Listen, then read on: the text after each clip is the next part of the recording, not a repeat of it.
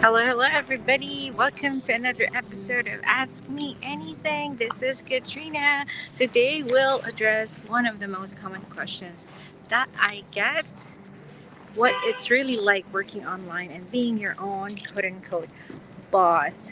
For those of you who are seeing me for the first time, I'm Katrina. I love what I do. I help ambitious working moms make life changing money online. I just dropped off. Um, my youngest to school, and now I'm on my way back home to start my day. And I just want to give you a preview of what it's like, by telling you a snapshot of my usual day, because right now I'm easing back into the routine. The kids are back in school.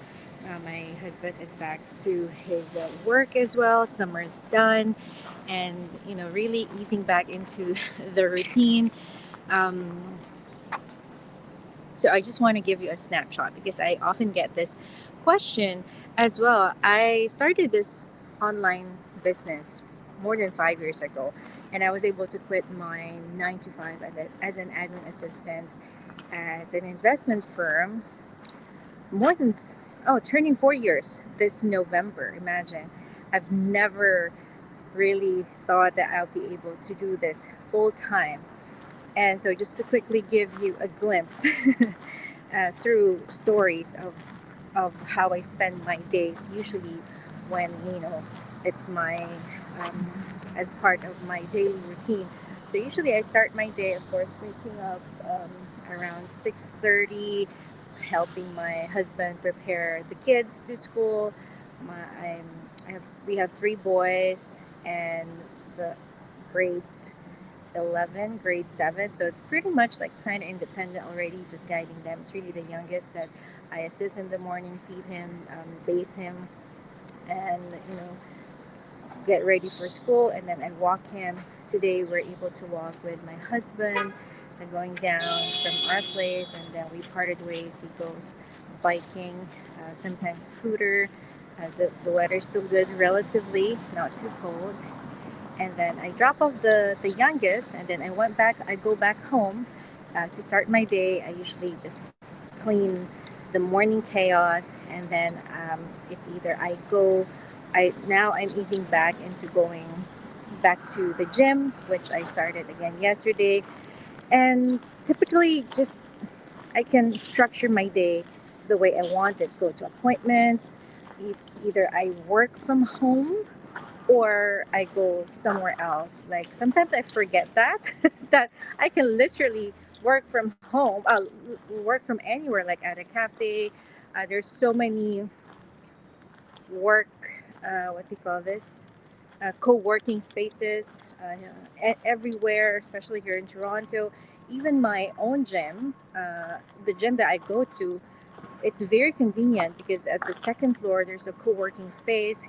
And when I first went to when I started the gym, I go to right now, I think it was like February or March of this year. I was surprised to see like a co-working space, and I realized that really the um, work work environment has evolved, especially after the pandemic. People are working from remotely from anywhere, so it's really good, and it gives you that focus as well. Sometimes I need a refreshing environment, not just from home, but nothing beats like being home. But sometimes, yes, there's pros and cons. You get too comfortable. It's so easy to lay down on the bed, right?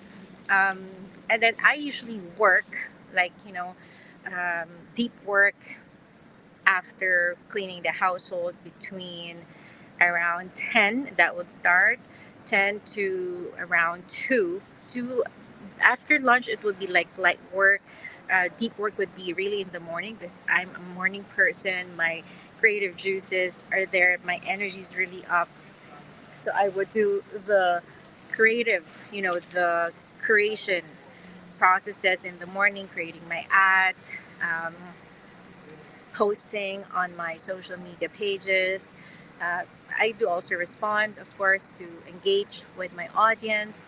And then towards like lunch, after lunch, I would address questions from my business partners. I guide them, I mentor them on how to be effective also in building their businesses. I do Zooms at night, not every day, but I try to schedule them at night. Although I when I lead something, I usually do it, yeah, like in the afternoon, like 2 p.m. yesterday.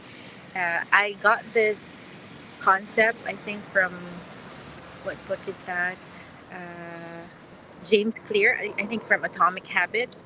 Like, do the creative, your create the creation, the creative processes in the morning, and be a manager at night, in the afternoon. So I do that, which works really effective for me. I time block, so that's really 10 to 2 is my working hours. And don't get me wrong, being your own boss is like literally really liberating, especially the first 3 months when I first quit my job. But then I realized, it's so easy to sleep in. I can do everything. I'm my own boss. Yes, don't get me wrong. That's really fun. That's a really fun part. Like, this is my rush hour. No one's behind me. This is rush hour for me instead of like going to commute, right? Of course, I'm not here to downplay whether you're working 9 to 5. If that's your thing, go for it, right? Of course, I'm just speaking on my behalf, like what my experience was like. Um, and then 2:30 down, I prepare to pick up the kids, do household preparation as well. So usually 3 to 6 is family time, like time for reconnection with my family. The boys start coming home, and I pick up my youngest as well. The older two, they just go home on their own. But I monitor them. I have tracker on my Apple, and I have this app that's called Find My Kids. And of course, I do have their consent. I respect their privacy, but since they're still minors, we talk about it. I track their location, especially they have their own phones, but I don't know, with boys, usually they don't respond. I think it's their nature, they're kids, they don't respond much, um, at sometimes. So we have to track where they are exactly for safety purposes. And then 6, that's our downtime. Usually we have dinner by 7. 8, I'll go back. It's my shift because my husband naps in the afternoon, so he's refreshed to take on the day. He started from his work, and yes, that's our agreement that he will still be continuing to work. His 9 to 5. He works with a Toronto District School Board, which is totally fine. He still supports me 1,000% at the back end. I'm able to do what I do, especially leading my team, with Zooms. I get to travel while he takes care of the kids. If I have business travel, so I'm very grateful for that. And we want him. I support him. He wants his own thing as well, but he supports me also creatively, like taking my videos, my photos, things like that. And I am grateful for that. That's how our business partnership works. Although you guys wouldn't see him often, like especially talking on camera, he's very introverted. And I think opposites attract. I wouldn't say I'm very extroverted. I also have my introvert moments. Um, but I think you get to grow because I consistently do this thing, right? And then, yeah, at night usually we would do shifting. So from up until 8, we have dinner together every single night. That's non-negotiable as much as possible. Like, we all come together to have dinner, because that's how you reconnect on a daily basis. That's also our date night. Well, date night with the kids. My husband and I, we have our date afternoons. Usually, him after, when he comes home, and then the kids, they had their snacks, and then I would sit with him, like, how's his day? We decompress, and we get updates, like what's going on this week, like Sunday night, what's happening this week, things like that. And it's really communication, like, we can talk for hours about anything, and that's what I really love about our relationship as well. And we can come to each other without judgment. I think that's one of the best parts of being in a relationship, and, like, and I'm grateful for that. And then, uh, usually 8 o'clock, if I do have like Zooms with other teams that I would just listen to. I'll just go to our home office in the bedrooms. I'll go there, and then he will take care of the kids.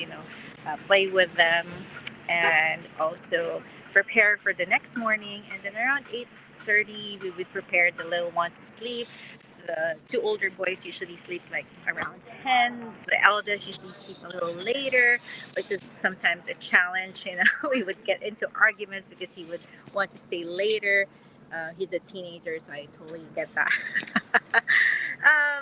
And then I try my best to sleep before midnight. I slept like 1:30 yesterday because it was a long day and had to address some questions.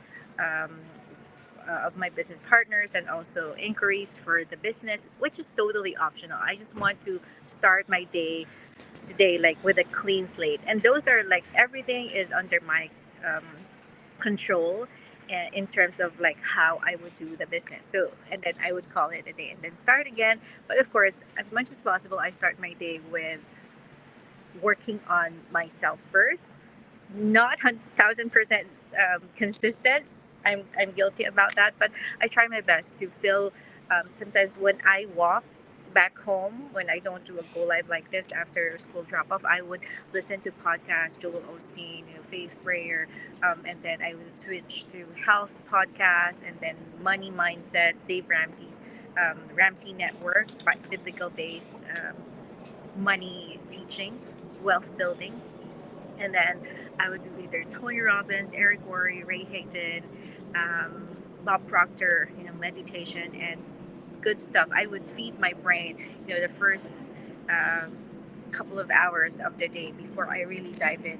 When I clean the dishes, when I mop the floors, sweep the floor, and fix the house after the morning chaos, that's the time I listen. I feel it because it's like mindless task, and at the same time, I'm hitting two birds with one stone. So that's typically how my day looks like, and of course, it's a little different when we travel, things like that, um, because it's been like 5 years.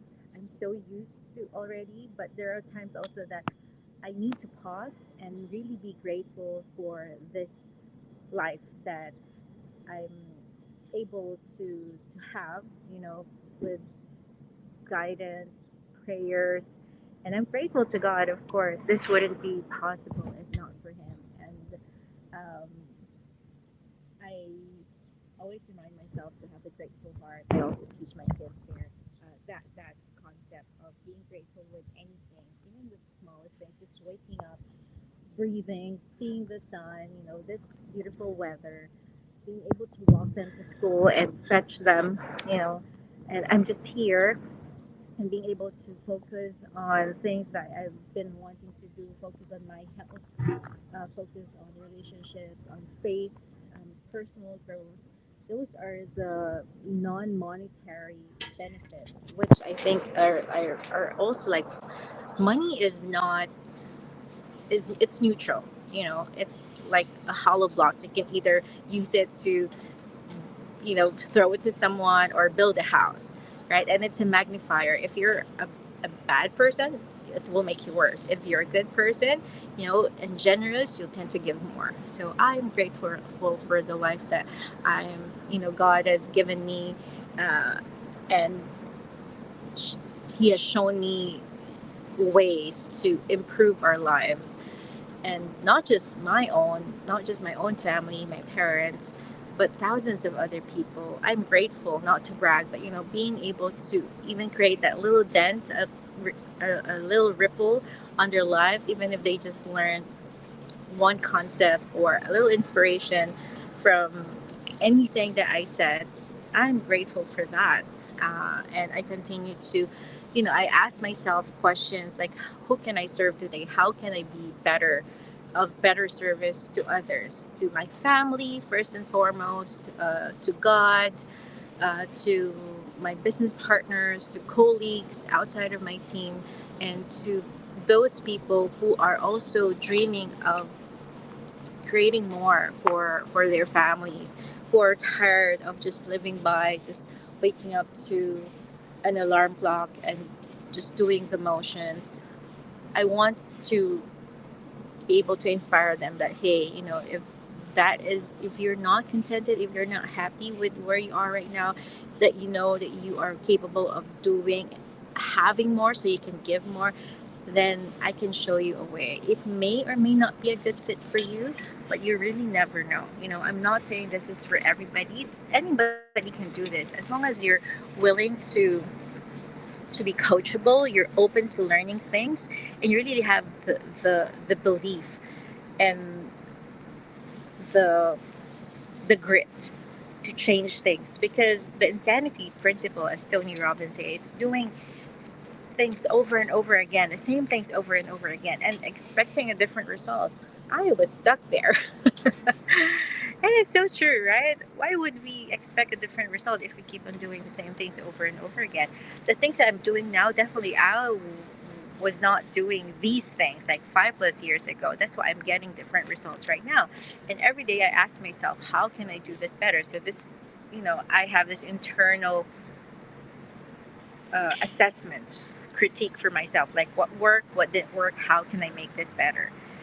I am a huge fan of the Kanai concept, again by Tony Robbins. I didn't know I was doing this. I also mentioned it by Go Live yesterday, but it's a concept of constant and never-ending improvement every single day. There you have it. I have to check if my eldest has left home already. Thank you so much, everybody, for being here. Oh, there you go. Good morning. Oi! Waiting for my kid to do x-ray. Hello, good morning, Coach Rebecca. Thank you for tuning in. Good morning, Edna. Hello, hello, Merly from the UK. Good morning, Virginia. Hello, hello. Oh, you're also doing Go Lives. That is awesome. Sheriff, hello, hello. And there you have it, everybody. That's my train of thoughts for all of you. Sometimes I get this burst of energy and thoughts. I'm just talking. And talking to you guys like this, um, sometimes I just have like one concept, and then as I talk, it will just flow. And I would realize, like, oh my gosh, I've got wealth of information, wealth of knowledge, I have wealth of inspiration that I can share, that I have developed throughout the years, that I have gained throughout the years. And I'm so grateful because you wouldn't have me talk like this before. I would be all sweaty. I should have my cheat sheet in front of me.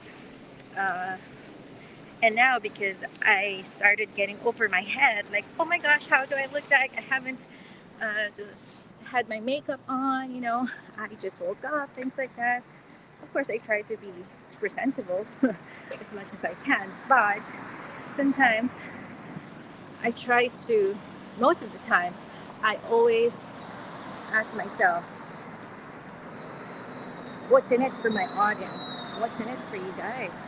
I want you to catch the vision. Crossing girl. I want to leverage on the energy and the thoughts that I currently have so I can share it with you guys. And because if I wait too long, I wouldn't have these thoughts and energy later on. And yeah, sometimes in the past, right, I would be so conscious. People are looking at me. Oh my gosh, what is she doing? Like out in the public. And now, I really don't care. People. Sometimes we're too much. We get too conscious that we think that people are always thinking about us or would notice this, notice that. But the truth is, people are also like busy with their own thoughts. They have their own concerns. So we just get on, right? And this is my way home.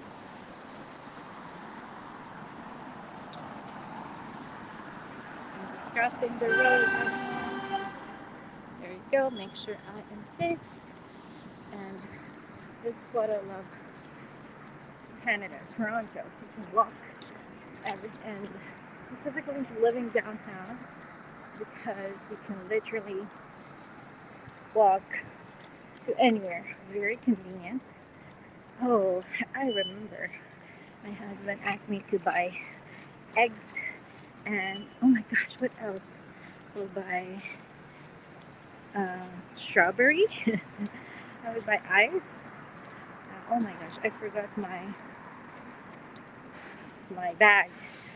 So I would either fold it myself or buy another. Let's see. So here you have it. Um, let's see. Army, hello. Thank you, thank you. God bless you as well, sis. Davina from Edmonton. My brother's actually based in Edmonton, Davina. Ramil, thank you. Have a great day as well. So that's our bus. I haven't driven a car for more than 5 years. So that's also, there are pros and cons. I think that's one of the, I don't know, maybe both pros and cons of working online is that I didn't have the drive to drive.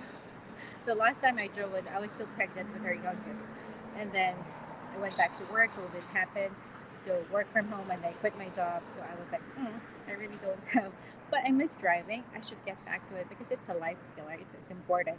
Um, it's just hard for me because my brain is like, I'm so scared joining the freeway. So that's my out of my comfort zone. So I really need to work on that. There you have it. So I'll start my day. Hope you guys have a great day ahead as well. And that's another episode of Ask Me Anything. All right. Bye for now. Have a great day.